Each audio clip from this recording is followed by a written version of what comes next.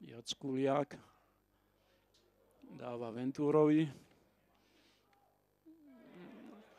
Ivan Múdry loptu dobre nezasiahol. Našťastie pre hostí dnes skončila v sieti. Moron kľúčkuje. Pekná strela Moronga, ktorú vyrazil Belic. Bola to pekná strela z 20 metrov. Mečiar dopredu, ale tam bol Múdry.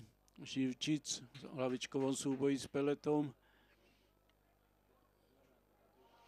Šebek dostal peknú kolmú prihrávku a je to gól, je to gól. Takže nebezpečný strelec Lukáš Šebek sa opäť prejavil.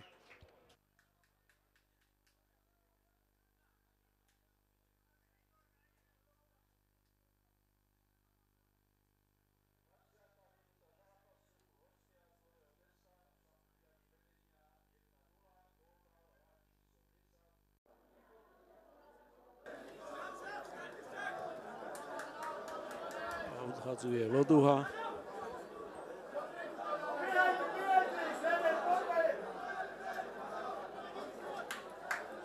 Vlado posielal dopredu Rapavého, ktorý pred chvíľou nastúpil na ihrisko. Loptu kontrolujú domáci. Šálka v spolupráci s Kmeťom.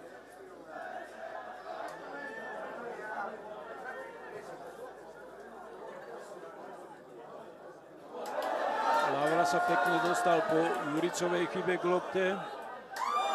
Medeš. 1-1.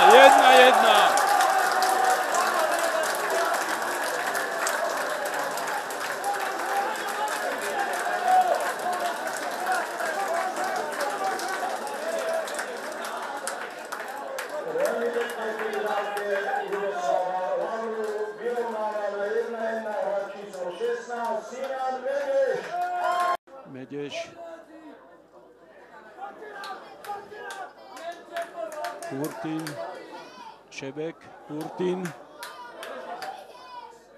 Vystrelil nebezpečne, ale je ostré. V tomto momente rozhodca končí úvodné stretnutie medzi ŠKF Sereda a FC Nové Mesto výsledkom 1-1.